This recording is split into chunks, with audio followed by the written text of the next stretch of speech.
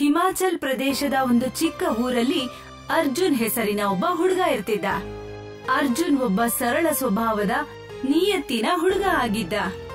ಅವನು ಊರಲ್ಲಿ ಒಂದು ಚಿಕ್ಕ ಅಂಗಡಿ ಮಾಡ್ಕೊಂಡು ಅವನು ಅಲ್ಲಿ ಪಾನ್ ಬೀಡ ಮಾರ್ತಾ ಇದ್ದ.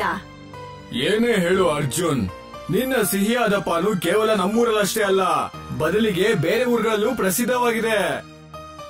ಇದೆಲ್ಲ ಅವ್ರ ದೊಡ್ಡತನ ಮುಖ್ಯಸ್ಥರೇ. ಅದಲ್ದೆ ನಾನಂತೂ ಮಾಮೂಲಿಯಾಗೆ ಪಾನ್ ಮಾಡ್ತೀನಿ. ಆದ್ರೆ ನಾನ್ ನಂಬಿರೋದೇನು ಅಂದ್ರೆ ನನಗಿಂತ ಒಳ್ಳೆ ಸಿಹಿಯಾದ ಪಾನ್ನ ಸುಖಿಯ ತಾತ ಮಾಡ್ತಾರೆ. ಅಯ್ಯೋ ಇಲ್ಲ ಅರ್ಜುನ್, ಅದು ನಿನ್ನ ದೊಡ್ಡತನ. ನನಗೆ ವಿಶ್ವಾಸ ಇದೆ ನೀನು ಒಂದಲ್ಲ ಒಂದಿನ ಹೆಸರು ಮಾಡ್ತೀಯ ಅಂತ. ಹಾಗೇನಿಲ್ಲ ಮುಖ್ಯಸ್ಥರೇ, ನೀವೆಲ್ಲಾದ್ರೂ ಕೇಳಿದಿರಾ ಪಾನ್ ಮಾಡೋನು ಉದ್ಧಾರ ಆಗಿದ್ದಾನೆ ಅಂತ? ಸರಿ, ಇಲ್ಲಿ ಕೇಳು. ಸಂಜೆ ಸಿಟಿಯಿಂದ ನಮ್ಮ ಮನೆಗೆ ಅತಿಥಿಗಳು ಬರ್ತಾ ಇದಾರೆ. ಅವ್ರು ಇಲ್ಲಿಗೆ ಬರ್ತಾರೆ.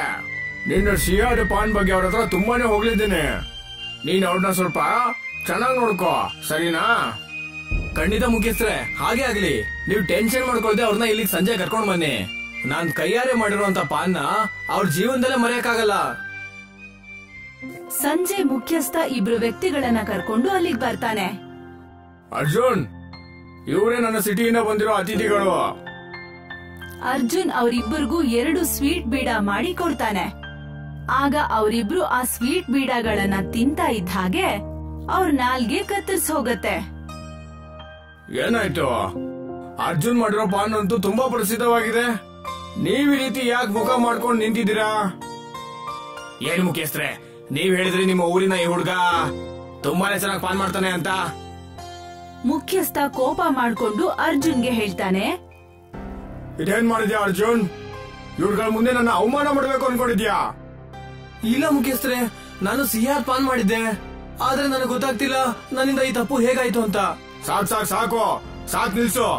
ನಾನು ಇಲ್ಲಿಗೆ ಬರ್ಲೇಬಾರ್ದಾಗಿತ್ತು. ನೀವಿಬ್ರು ನನ್ನ ಜೊತೆ ಬನ್ನಿ. ಮುಖ್ಯಸ್ಥ ಕೋಪ ಮಾಡ್ಕೊಂಡು ಅಲ್ಲಿಂದ ಹೊರಟೋಗ್ತಾನೆ. ಸಂಜೆ ಅರ್ಜುನ್ ತನ್ನ ಅಂಗಡಿಯನ್ನ ಮುಚ್ಚಿ ಮನೆಗೆ ಹೋಗ್ತಾನೆ. ಆಗ ನಾನ್ ನಿನಗೆ ಎಷ್ಟು ಸಲ ಹೇಳಿದೀನಿ ಅಂಗಡಿನ ಇಷ್ಟು ಬೇಗ ಮುಚ್ಚಬೇಡ ಅಂತ. ನೀವಿದೆಂತ ಮಾತಾಡ್ತಿದ್ದೀರಾ ಅಪ್ಪಾಜಿ? ರಾತ್ರಿ 11 ಗಂಟೆ ಆಗಿದೆ. ನಿಮ್ಗೇನ್ ಅನ್ಸುತ್ತೆ ನಾನ್ ರಾತ್ರಿ ಪೂರ್ತಿ ಅಂಗಡಿ ಓಪನ್ ಮಾಡ್ಕೊಂಡೇ ಇರ್ಬೇಕಾ? ನಾನು ಒಬ್ಬ ಮನುಷ್ಯ, ನನಗೂ ಸುಸ್ತಾಗುತ್ತೆ. ಹಾ, ನನಗೆ ಗೊತ್ತಿದೆ ನೀನ್ ಎಷ್ಟು ಕಷ್ಟ ಪಡ್ತೀಯ ಅಂತ. ಅಲ್ಲ, ನಿನ್ಗೆ ಬೇರೆ ಏನ್ ಕೆಲ್ಸ ಇದೆ? ದಿನ ಪೂರ್ತಿ ಅಂಗಡಿಯಲ್ಲಿ ಕೂತು ಪಾನ್ ಮಾರೋದು ಅಷ್ಟೇ ತಾನೆ? ಕೊಡು, ಈಗ ತಿಂಗಳು ಪೂರ್ತಿ ಎಷ್ಟು ದುಡಿಮೆ ಆಗಿದ್ಯೋ ಅದನ್ನೆಲ್ಲ ನನ್ ಕೈ ಕೊಡು. ಅರ್ಜುನ್ 10,000 ರೂಪಾಯಿನ ತನ್ನ ತಂದೆ ಕೈಗೆ ಕೊಡ್ತಾನೆ. ಅಪ್ಪಾಜಿ, ಈ ತಿಂಗಳು ದುಡಿಮೆ 10,000 ಅಷ್ಟೇ ಆಗಿರೋದು. ನಿನಗೆ ಚೆನ್ನಾಗಿ ಗೊತ್ತಿದೆ ಅರ್ಜುನ್, ಸುಳ್ಳು ಅಂದ್ರೆ ನನಗಾಗಲ್ಲ ಅಂತ. ಹೋದ್ ತಿಂಗಳು ನೀನ್ ನನಗೆ 12,000 ರೂಪಾಯಿ ಕೊಟ್ಟಿದ್ದೆ. ನೀನ್ ಕೊಡೋ ದುಡ್ಡು ಪ್ರತಿ ತಿಂಗಳು ಕಡಿಮೆ ಆಗ್ತಾನೆ ಇದೆ. ನೆನ್ಪಿಟ್ಕೋ, ಮುಂದಿನ ತಿಂಗಳು 10,000 ರೂಪಾಯಿಗಿಂತ 1 ರೂಪಾಯಿ ಏನಾದ್ರೂ ಕಡಿಮೆ ಕೊಟ್ರೆ ನೀನು ಆಗ ನಿನ್ನ ಮನೆಯಿಂದ ಒದ್ದು ಹೊರಗಡೆ ಹಾಕ್ಬೇಕಾಗತ್ತೆ. ಆಗ ಅಲ್ಲಿಗೆ ಅರ್ಜುನ್ನ ಮಲತಾಯಿ ಮಗಳು ದಿವ್ಯಾ ಅಲ್ಲಿಗೆ ಬರ್ತಾಳೆ. ಸಾಕ್ ಸುಮ್ನಿರಿ ಅಪ್ಪ, ನಿಮ್ಗೆ ಸ್ವಲ್ಪ ಕೂಡ ನಾಚಿಕೆ ಆಗಲ್ವಾ? ನಿಮ್ ಮಗನ್ ಜೊತೆ ಈ ತರ ನಡ್ಕೊಳ್ಳೋದಕ್ಕೆ? ಅಣ್ಣ ಬೆಳಗ್ಗೆಯಿಂದ ಸಂಜೆವರೆಗೂ ಪಾಪ ಎಷ್ಟೊಂದ್ ಕಷ್ಟ ಪಡ್ತಾನೆ. ಮತ್ತೆ ಅವ್ನ್ ದುಡ್ದಿದ್ದು 1 ರೂಪಾಯಿ ಕೂಡ ನಿಮ್ ಕೈಗೆ ತಂದು ಕೊಡ್ತಾನೆ. ಇಷ್ಟೆಲ್ಲ ಆದ್ರೂ ನಿಮ್ ದುಡ್ಡಿನ ದಾಹ ಮಾತ್ರ ಕಡಿಮೆನೆ ಆಗಿಲ್ಲ. ನೀನ್ ಬಾಯಿ ಮುಚ್ಕೊಂಡಿರೋ ದಿವ್ಯಾ, ನಿನಗ್ ಗೊತ್ತಿರ್ಬೇಕಲ್ಲ ಇವನು ನಿನ್ನ ಮಲತಾಯಿ ಮಗ ಅಂತ. ಹಾ, ಗೊತ್ತಿದೆ ಅವನು ನನ್ನ ಮಲತಾಯಿ ಮಗ ಅಂತ. ಆದ್ರೆ ನಿಮಗ್ ಗೊತ್ತಿಲ್ಲ ಅನ್ಸತ್ತೆ. ಅಣ್ಣನೇ ಆಗಿರ್ತಾನೆ. ಅವನು ಸ್ವಂತದವನಾದ್ರೂ ಮಲತಾಯಿ ಮಗ ಆದ್ರು ಅಲ್ಲ. ಯಾವ ಸ್ವಂತ ಮಕ್ಕಳು ಕೂಡ ಇಷ್ಟೊಂದು ಮಾಡೋದಿಲ್ಲ. ಅಣ್ಣ ನಿಮ್ಗೋಸ್ಕರ ಮಾಡ್ತಿದ್ದಾನೆ. ತಮ್ಮ ಮಗಳ ಮಾತನ್ನ ಕೇಳಿ ನಿರಂಜನ್ ದಾಸ್ ಅಲ್ಲಿಂದ ಹೊರಟೋಗ್ತಾರೆ. ನೀನ್ ಅಪ್ಪಾಜಿ ಹತ್ರ ಆತರ ಮಾತಾಡಬಾರ್ದಾಗಿತ್ತು ದಿವ್ಯಾ. ಮತ್ತೆ ಅಪ್ಪ ನಿಮ್ ಹತ್ರ ಕೆಟ್ಟದಾಗಿ ನಡ್ಕೋತಾ ಇರ್ತಾರಲ್ಲ, ಅದು ಸರಿನಾ ಹೇಳಿ? ಈಗ ನೀವ್ ಹೋಗಿ ಕೈಕಾಲ್ ಮುಖ ತೊಳ್ಕೊಂಡ್ ಬನ್ನಿ, ನಾನ್ ನಿಮ್ಗೆ ಊಟ ತರ್ತೀನಿ. ಮಾರನೇ ದಿನ ಅರ್ಜುನ್ ತನ್ನ ಅಂಗಡಿಯನ್ನ ತಲುಪ್ತಾನೆ.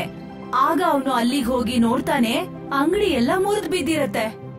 ಮತ್ತೆ ಅಲ್ಲಿ ಮುಖ್ಯಸ್ಥ ಕೆಲವು ವ್ಯಕ್ತಿಗಳ ಜೊತೆ ಅಲ್ಲಿ ನಿಂತಿರ್ತಾನೆ. ಮತ್ತೆ ಅವನು ಮೋಹನ್ನ ಕೋಪದಿಂದ ನೋಡ್ತಾ ಇರ್ತಾನೆ. ಇದ್ ನೀವೇನ್ ಮಾಡಿದೀರಾ? ನನ್ನ ಅಂಗಡಿ ಯಾಕೆ ಹೊಡೆದಾಕಿದ್ರಿ? ನೀನ್ ನನ್ನ ಅತಿಥಿಗಳ ಮುಂದೆ ನನ್ನ ಅವಮಾನ ಮಾಡಿದ್ಯಲ್ಲ, ಅದಕ್ಕೆ ಸೇಡ್ ತೀರ್ಸ್ಕೊಳ್ಳೇಬೇಕಾಗಿತ್ತು. ನಾನ್ ಬೇಕಂತ ಅಷ್ಟೊಂದು ಸುಣ್ಣ ಪಾನಲ್ಲಿ ಹಾಕಿಲ್ಲ ಮುಖ್ಯಸ್ಥರೇ. ಓ ಹೌದಾ? ಹಾಗಿದ್ರೆ ಆ ಸುಣ್ಣ ಅದ್ರ ಪಡಗ ಜಾಸ್ತಿ ಆಗೋಯ್ತಾ? ತುಂಬಾ ಒಳ್ಳೆಯ ತರ ಆಡ್ಬೇಡ ಅರ್ಜುನ್. ನನಗೆಲ್ಲ ಗೊತ್ತಿದೆ ಇದು ನಿನ್ನ ಕುತಂತ್ರ ಅಂತ. ನನ್ನ ಅವಮಾನ ಮಾಡ್ಸಕ್ಕೆ. ಅದ್ರ ಬದಲಿಗೆ ನೀವು ನನ್ನ ಬೈಬೋದಾಗಿತ್ತು, ಹೊಡಿಬೋದಾಗಿತ್ತು, ನನ್ನ ಅಂಗಡಿ ಯಾಕೆ ಹೊಡೆದಾಕ್ಬೇಕಾಗಿತ್ತು? ನೀನು ಅವ್ಯವಹಾರದಿಂದ ಅಂಗಡಿ ನಡೆಸ್ತಾ ಇದ್ಯಾ, ಅದಕ್ಕೆ ನಾನು ನಿನ್ನ ಹೊಡೆದಾಕ್ದೆ. ನೀನೀಗ ಹೋಗ್ಬಿಟ್ಟು ಪೊಲೀಸರ ಹತ್ರ ಕಂಪ್ಲೇಂಟ್ ಕೂಡ ಕೊಡಕ್ಕಾಗಲ್ಲ. ಅದು ಅಲ್ದೆ ನಿನ್ ಅಂಗಡಿಲಿ ಏನ್ ತಾನೇ ಇಟ್ಟು, ಬರೀ ಪಾನ್ ತಾನೆ. ಮುಖ್ಯಸ್ಥರೇ, ನನಗೆ ಏನ್ ಮಾಡ್ಲಿ? ನಿಮ್ಗೆ ಗೊತ್ತೇ ಇದೆ, ನಮ್ಮ ಅಪ್ಪಾಜಿಗೆ ಪ್ರತಿ ತಿಂಗಳು ನಾನ್ ದುಡ್ದಿರೋ ದುಡಿಮೆ ಕೊಡ್ಲೇಬೇಕಾಗತ್ತೆ. ಒಂದ್ ವೇಳೆ ನಾನು ಸಮಯಕ್ಕೆ ಸರಿಯಾಗಿ ದುಡ್ಡು ಕೊಡ್ಲಿಲ್ಲ ಅಂದ್ರೆ ಆಗ ಅವರು ನನ್ನ ಒದ್ದು ಮನೆಯಿಂದ ಆಚೆ ಹಾಕ್ತಾರೆ. ಹಾಗಿದೆ ನೀನೊಂದ್ ಕೆಲ್ಸ ಮಾಡು ಅರ್ಜುನ್, ನೀನ್ ಪಾನ್ ಬುಟ್ಟಿನ ಇಟ್ಕೋ, ಮತ್ತೆ ಮನೆ ಮನೆಗೆ ಹೋಗ್ಬಿಟ್ಟು ಪಾನ್ ಮಾರು. ಪಾಪ ಅರ್ಜುನ್ ಬಿಕ್ಕಿ ಬಿಕ್ಕಿ ಅಳೋಕ್ ಶುರು ಮಾಡ್ತಾನೆ. ಆದ್ರೆ ಅವನ್ಗೆ ಈಗ ಮನೆ ಮನೆಗೂ ಹೋಗಿ ಬೀಡ ಮಾರೋದನ್ನ ಬಿಟ್ಟು ಬೇರೆ ದಾರಿನೇ ಇರೋದಿಲ್ಲ. ಅದಾದ್ಮೇಲೆ ಅರ್ಜುನ್ ಬುಟ್ಟಿ ತಗೊಂಡು ಮನೆ ಮನೆಗೂ ಹೋಗಿ ಎಲೆ ಮಾರೋಕ್ ಶುರು ಮಾಡ್ತಾನೆ. ಸಂಜೆ ಆಗ್ತಿದ್ದ ಹಾಗೆ ಅವನ್ ಎಷ್ಟು ಸುಸ್ತಾಗ್ತಿದ್ದ ಅಂದ್ರೆ ಅವನ್ಗೇನು ಗಮನನೇ ಇರ್ತಿರ್ಲಿಲ್ಲ. ಒಂದಿನ ಹೀಗಾಗತ್ತೆ, ಅರ್ಜುನ್ ಎಲೆನ ಮಾರಿ ಸಂಜೆ ಮನೆಗ್ ಹೋಗ್ತಾ ಇರ್ತಾನೆ. ಆಗ ಒಬ್ಬ ವಯಸ್ಸಾಗಿರೋ ಮುದುಕ ರಸ್ತೆಯಲ್ಲಿ ಅಳ್ತಾ ನಿಂತಿರ್ತಾನೆ. ಏನಾಯ್ತು ತಾತ, ಯಾಕೆ ಅಳ್ತಾ ಇದೀರಾ? ಮಗ್ನೆ, ನನ್ನ ಹೆಂಡತಿ ಆರೋಗ್ಯ ಸರಿ ಇಲ್ಲ. ನನ್ನ ಹತ್ರ ಅಷ್ಟು ಹಣ ಕೂಡ ಇಲ್ಲ.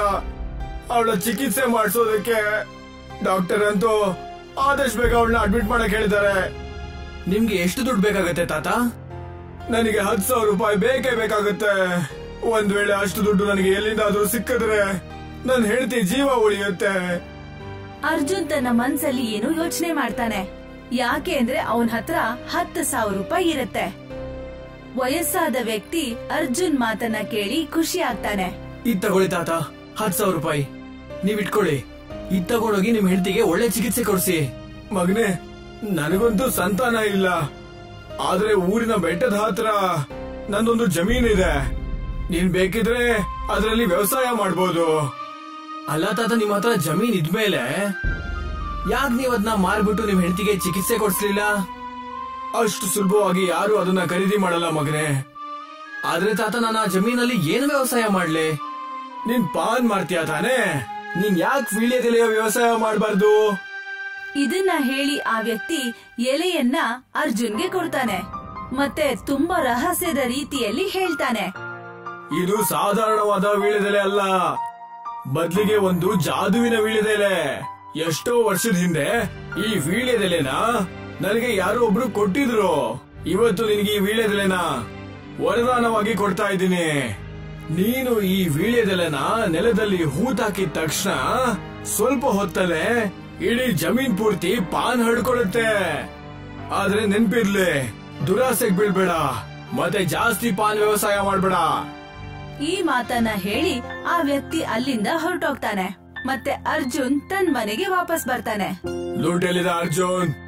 ದುಡ್ಡಿಲ್ಲ ಅಪ್ಪಾಜಿ, ನಾನ್ ನಿಮ್ಗೆ ಮುಂದಿನ ತಿಂಗಳು 20,000 ರೂಪಾಯಿ ಕೊಡ್ತೀನಿ. ಸರಿ, ನೆನ್ಪಿಡ್ಕೋ, ಒಂದ್ ವೇಳೆ ಮುಂದಿನ ತಿಂಗಳು ದುಡ್ಡು ಕೊಡ್ಲಿಲ್ಲ ಅಂದ್ರೆ ಈ ಮನೆ ಬಾಗ್ಲು ನಿನ್ಗೆ ಶಾಶ್ವತವಾಗಿ ಮುಚ್ಚೋಗ್ಬಿಡುತ್ತೆ, ನೆನ್ಪಿರ್ಲಿ. ಅರ್ಜುನ್ ತನ್ನ ತಂದೆ ಮಾತನ್ನ ಗಮನಿಸೋದೇ ಇಲ್ಲ. ಮಾರನೇ ದಿನ ಅರ್ಜುನ್ ಆ ವ್ಯಕ್ತಿ ಹೇಳಿದ ಪ್ರಕಾರನೇ ತನ್ನ ಜಮೀನ್ ಹತ್ರಕ್ಕೆ ಬರ್ತಾನೆ. ಮತ್ತೆ ಆ ವ್ಯಕ್ತಿ ಕೊಟ್ಟಿದ್ದ ಆ ಎಲೆಯನ್ನ ಜಮೀನ್ ಒಳಗೆ ಹೂಳ್ತಾನೆ. ಮತ್ತೆ ಆ ಜಾಗಕ್ಕೆ ಅವನು ನೀರ್ ಹಾಕ್ತಾ ಇದ್ದ ಹಾಗೆ ನೋಡ್ತಿದ್ದ ಹಾಗೆ ಜಮೀನ್ನ ಎಲ್ಲಾ ಕಡೆನಲ್ಲೂ ಚಿಕ್ಕ ಚಿಕ್ಕ ಎಲೆಗಳು ಬೆಳೆಯುತ್ತೆ. ಅರ್ಜುನ್ ಆ ಎಲೆಯನ್ನ ಕಿತ್ತು ನೋಡ್ತಾನೆ. ತಾತ ಹೇಳ್ದಂಗೆ ಚಮತ್ಕಾರನೇ ಆಗೋಯ್ತು. ಇನ್ನು ಆ ದಿನ ದೂರ ಇಲ್ಲ. ನೋಡ್ತಾ ಇದ್ದಾಗೆ ನಾನು ತುಂಬಾ ಧನವಂತನಾಗ್ತೀನಿ. ಮತ್ ನನ್ ತಂಗಿ ಮದ್ವೆನ ಧೂಮ್ ಧಾಮ್ ಅಂತ ಮಾಡ್ತೀನಿ.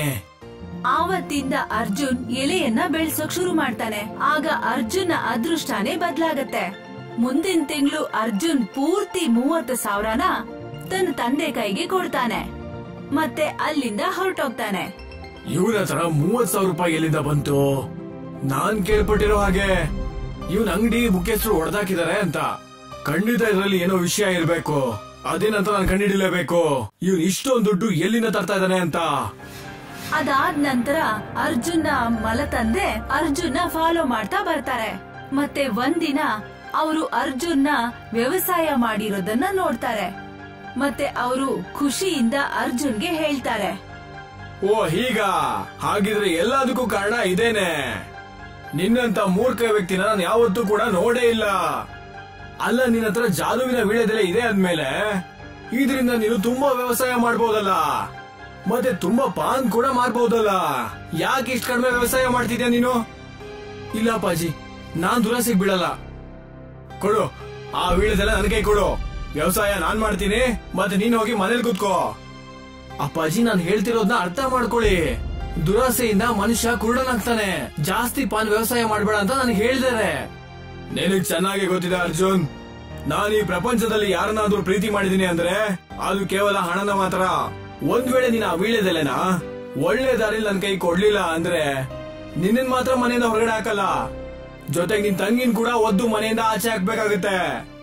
ಇಷ್ಟ ಇಲ್ದೇ ಇದ್ರೂ ಕೂಡ ಅರ್ಜುನ್ ಆ ಒಂದು ಎಲೆನ ಕಿತ್ತು ತನ್ನ ತಂದೆ ಕೈಗೆ ಕೊಡ್ತಾನೆ. ಮೂರ್ಖ ಶಿಖಾಮಣಿ, ನಾನ್ ಎಲ್ಲಾ ಪಾನ್ನ ಬೆಳೆದು ಮಾರ್ಬಿಡ್ತೀನಿ. ಮತ್ತೆ ನೋಡ್ತಾ ನೋಡ್ತಾ ನನ್ನ ಮನೆ ಬಂಗಲೆಯಾಗಿ ಪರಿವರ್ತನೆ ಆಗುತ್ತೆ. ಆದ್ರೆ ಇದಕ್ಕೆ ಉಲ್ಟಾನೇ ಆಗತ್ತೆ. ನೋಡ್ತಾ ಇದ್ದ ಹಾಗೆ ಆ ಸಿಹಿ ಎಲೆಗಳನ್ನ ಯಾರೆಲ್ಲ ತಿಂತಾರೋ ಅವರೆಲ್ಲ ಹುಷಾರ್ ತಪ್ತಾರೆ. ಸ್ವಲ್ಪ ಸಮಯದ ನಂತರ ಊರಿನ ಮುಖ್ಯಸ್ಥ ಎಲ್ಲರನ್ನ ಕರ್ಕೊಂಡು ನಿರಂಜನ್ ದಾಸ್ ಮನೆಗೆ ಬರ್ತಾರೆ.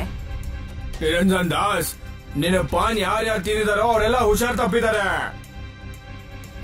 ನನ್ ಮಾತ್ ಮೇಲೆ ನಂಬಿಕೆ ಇಡಿ. ನಾನು ಸಿಹಿಯಾದ ಪಾನ್ ಒಳಗಡೆ ಏನೂ ಕೂಡ ಬೆರೆಸಿಲ್ಲ. ಆದ್ರೆ ಜನ ಯಾಕೆ ಹುಷಾರ್ ತಪ್ಪಿದ್ದಾರೆ ಗೊತ್ತಾಗ್ತಲ್ಲ. ಅದೆಲ್ಲ ನನಗೆ ಗೊತ್ತಿಲ್ಲ. ನಿನ್ನಿಂದ ಅವ್ರು ಹೀಗಾಗಿದ್ದಾರೆ. ನೀನೇ ಅವ್ರನ್ನ ಸರಿ ಮಾಡ್ಬೇಕು. ಇಲ್ಲ ಅಂದ್ರೆ ನಾನು ನಿನ್ ಮೇಲೆ ಪೊಲೀಸ್ ಕಂಪ್ಲೇಂಟ್ ಕೊಡ್ಬೇಕಾಗುತ್ತೆ. ಮತ್ ಜೈಲ್ಗೆ ಹೋಗ್ಬಿಟ್ಟು ಕಂಬಿ ಎಣಿಸ್ಬೇಕಾಗುತ್ತೆ. ಮುಖ್ಯಸ್ಥರೇ, ನಮ್ಮ ಅಪ್ಪನ ಕಡೆಯಿಂದ ನಾನ್ ಕ್ಷಮೆ ಕೇಳ್ತೀನಿ. ನಾನ್ ನಿಮಗ್ ಮಾತು ಕೊಡ್ತೀನಿ. ಯಾರೆಲ್ಲ ಹುಷಾರ್ ತಪ್ಪಿದಾರೋ ಅವ್ರು ಸರಿಯಾಗೋದಕ್ಕೆ ನಾನು ಪೂರ್ತಿ ಪ್ರಯತ್ನ ಪಡ್ತೀನಿ. ನನಗೆ ಸ್ವಲ್ಪ ಸಮಯ ಕೊಡಿ. ಮುಖ್ಯಸ್ಥ ಅಲ್ಲಿಂದ ಹೊರಟೋಗ್ತಾರೆ. ನನ್ನ ಕ್ಷಮಿಸ್ಬಿಡು ಮಗ್ನೆ. ದುರಾಸೆಯಿಂದ ನಾನು ಕುರುಡನಾಗ್ಬಿಟ್ಟೆ. ನನ್ಗೇನ್ ಅರ್ಥ ಆಗಿದೆ ಅಂದ್ರೆ ಹೆಚ್ಚಿನ ದುರಾಸೆ ಮನುಷ್ಯನ ಹಾಳು ಮಾಡುತ್ತೆ ಹೊರತು ಒಳ್ಳೇದನ್ನಂತೂ ಯಾವತ್ತೂ ಮಾಡಲ್ಲ. ಚಿಂತೆ ಮಾಡ್ಬೇಡಿ ಅಪ್ಪಾಜಿ, ನಿಮ್ಗೀಗ ಅರ್ಥ ಆಯ್ತಲ್ಲ, ನನಗಂತೂ ಅಷ್ಟೇ ಸಾಕು. ಅದಾದ್ಮೇಲೆ ಅರ್ಜುನ್ ಆ ವಯಸ್ಸಾದ ವ್ಯಕ್ತಿಯನ್ನ ಹುಡುಕ್ತಿರ್ತಾನೆ. ಮತ್ತೆ ಅವನ ಹುಡುಕಾಟ ವ್ಯರ್ಥ ಆಗೋದಿಲ್ಲ. ನಾನ್ ನಿನಗೆ ಮೊದ್ಲೇ ಹೇಳಿದ್ದೆ ಜಾಸ್ತಿ ದುರಾಸೆಗೆ ಬೀಳ್ಬೇಡ ಅಂತ. ತಾತ, ದುರಾಸೆ ನಾನ್ ಪಟ್ಟಿದ್ದಲ್ಲ, ನಮ್ಮ ಅಪ್ಪಾಜಿ ಪಟ್ಟಿದ್ದು. ಮತ್ತೆ ಅದರ ಶಿಕ್ಷೆ ಕೂಡ ಅನುಭವಿಸಿದ್ದಾರೆ. ಬೇರೆ ಯಾರೇ ಆಗಿದ್ರು ನಾನು ಅವ್ರಿಗೆ ಸಹಾಯ ಮಾಡ್ತಿರ್ಲಿಲ್ಲ. ಆದ್ರೆ ನೀನು ತುಂಬಾ ಒಳ್ಳೆ ಸ್ವಭಾವದ ವ್ಯಕ್ತಿಯಾಗಿದ್ಯಾ. ನಿಮ್ಮ ತಂದೆ ನಿನ್ನ ಮೇಲೆ ಇಷ್ಟು ಶೋಷಣೆ ಮಾಡಿದ್ಮೇಲೂ ಕೂಡ ನೀನ್ ಅವ್ರಿಗೆ ಸಹಾಯ ಮಾಡಕ್ ಹೊರಟಿದ್ಯಲ್ಲ. ಸರಿ ಕೇಳು, ನೀನೀಗ ಜಾದುವಿನ ವೀಳ್ಯದೆಲೆಯಿಂದ ಯಾವುದೇ ಪಾನ್ ಬೆಳೆದ್ರು ಕೂಡ ಅದರಲ್ಲಿ ಬೆಳೆದಿರೋ ಒಂದು ಪಾನ್ನ ನೀನು ರುಬ್ಬು ಬಿಡು. ಮತ್ತೆ ಆ ಲೇಪನವನ್ನ ಎಲ್ಲಾ ಪಾನ್ಗೂ ಹಾಕು. ಆಗ ಎಲ್ಲಾ ಪಾನು ಔಷಧಿಯಾಗಿ ಪರಿವರ್ತನೆ ಆಗುತ್ತೆ. ಮತ್ತೆ ಎಷ್ಟು ಜನ ಹುಷಾರ್ ತಪ್ಪಿದಾರೋ ಅವ್ರೆಲ್ರೂ ಸರಿ ಹೋಗ್ತಾರೆ. ಅರ್ಜುನ್ ಅದೇ ಪ್ರಕಾರ ಮಾಡ್ತಾನೆ. ಅವನು ಗಿಡಮೂಲಿಕೆಯನ್ನ ತಯಾರಿಸ್ತಾನೆ. ಮತ್ತೆ ತಾನ್ ಬೆಳೆಸಿರೋ ಎಲೆನಲ್ಲಿ ತನ್ನ ಗಿಡಮೂಲಿಕೆಯನ್ನ ಸೇರಿಸ್ತಾನೆ.